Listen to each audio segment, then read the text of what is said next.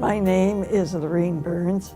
I am a member of the Port Clare's community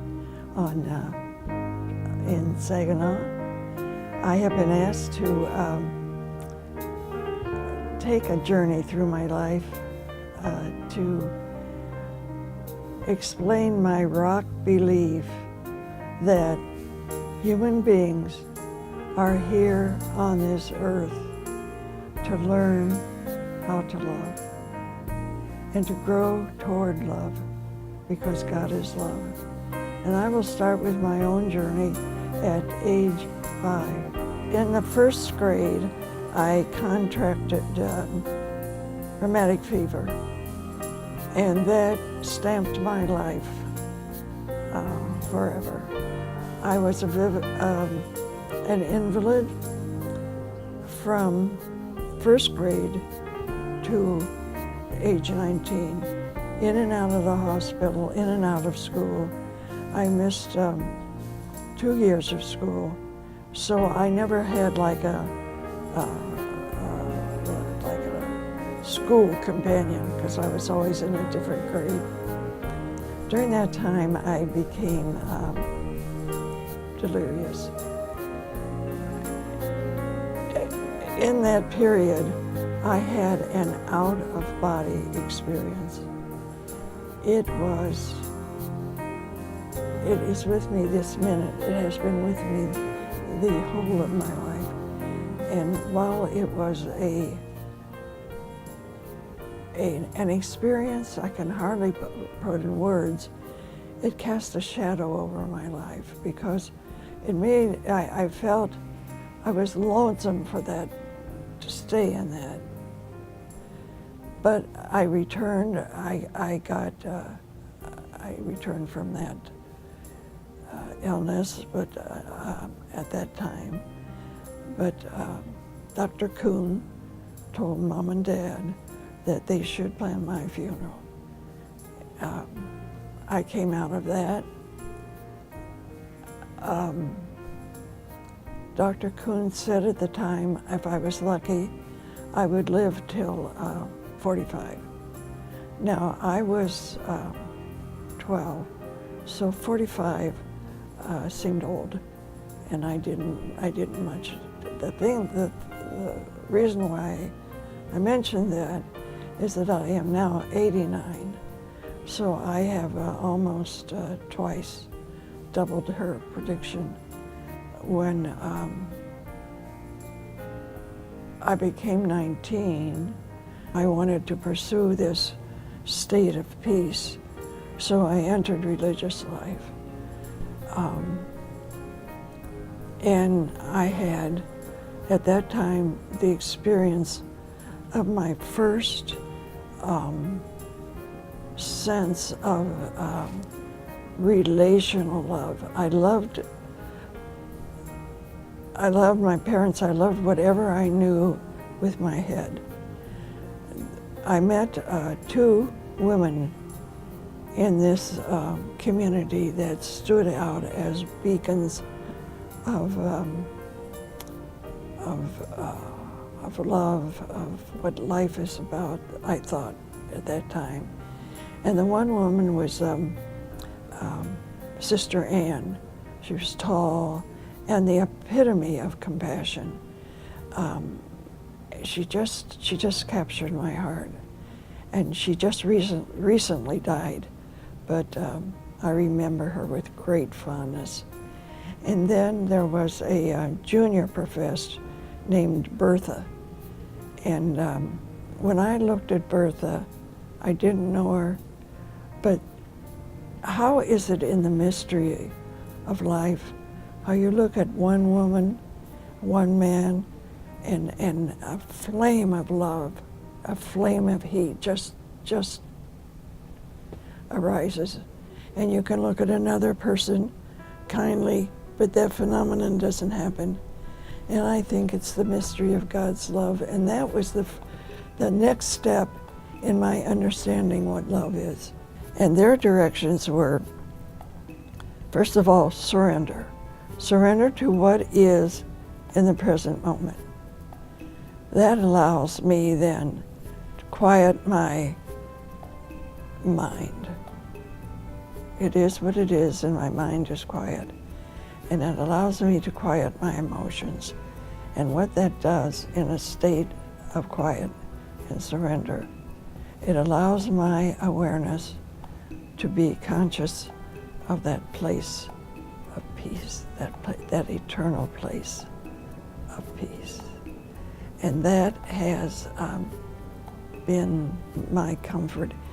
The difference between living here and living in community is that in community, I was in a vowed relationship. And here, I am in a community of growing old. We're all growing old together. But what's nice about it is the lifestyle that I came to learn how to live through the ups and downs of my personality stands me in good stead here. If I were offered another facility of a different nature, I wouldn't take it. There is love here. I feel like I am well loved. And I can love back because it's very genuine, and the staff, most of the staff are just tops. It's like marriage, only marriage has 2 and we have 20. So it's a suffering, but it's a love, and married people can well understand that. It's a becoming, and it's your choice whether you're going to get angry or whether you can be compassionate and loving. And as you make that choice. When I look back, I did those things out of a passion. And I did them out of raw material because I never had art education. But they were always a passion, and I had to do them. I had to do them, and I think they were for a person. I just didn't do it. And they were big, and I am, to my great discouragement, I am an extremist. Oh, God save me. I tell everybody that when I get in eternity, I'm going to learn the middle way. I'm going to learn it, I promise. But until now, I have to put up with myself. So I don't know why I did that. I was driven to do it. I'm grateful for my life, and I'm grateful for the sufferings of my life. And I can't say enough to people who are struggling in a relationship, if you can just bear the pain will blossom into a rose. It will blossom. And pain deepens. It does deepen. And, in the churches and throughout most of the world, our signal, our icon is the cross, not the resurrection. It's the cross.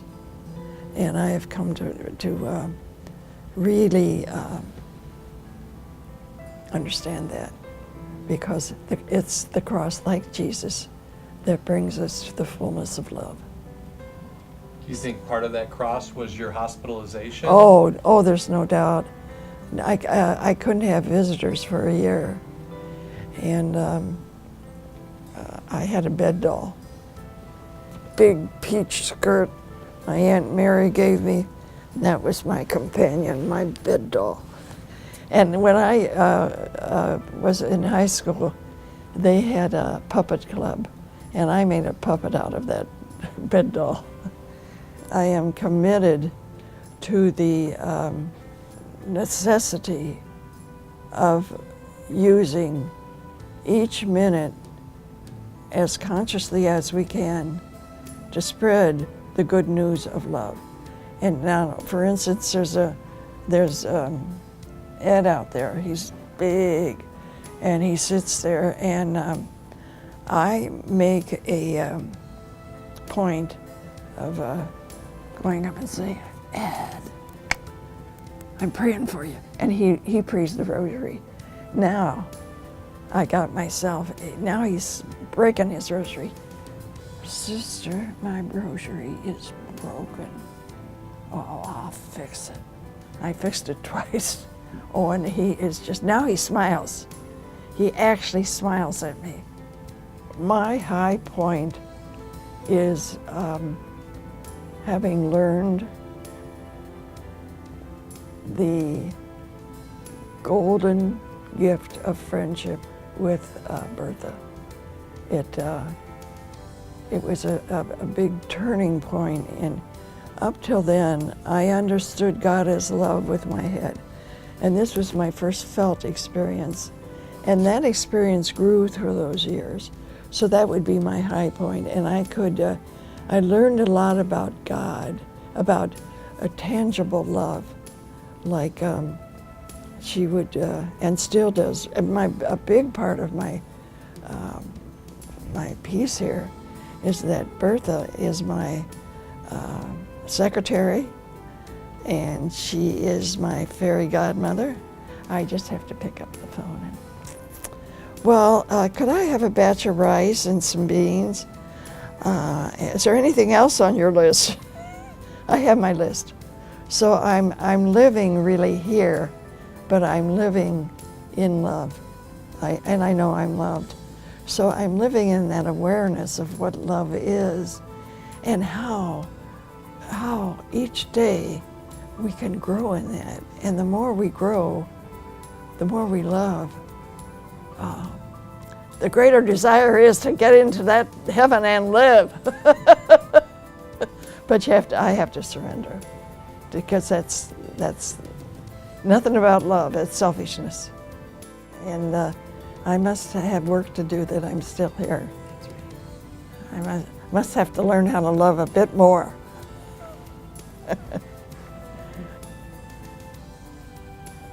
So that's my life at 89.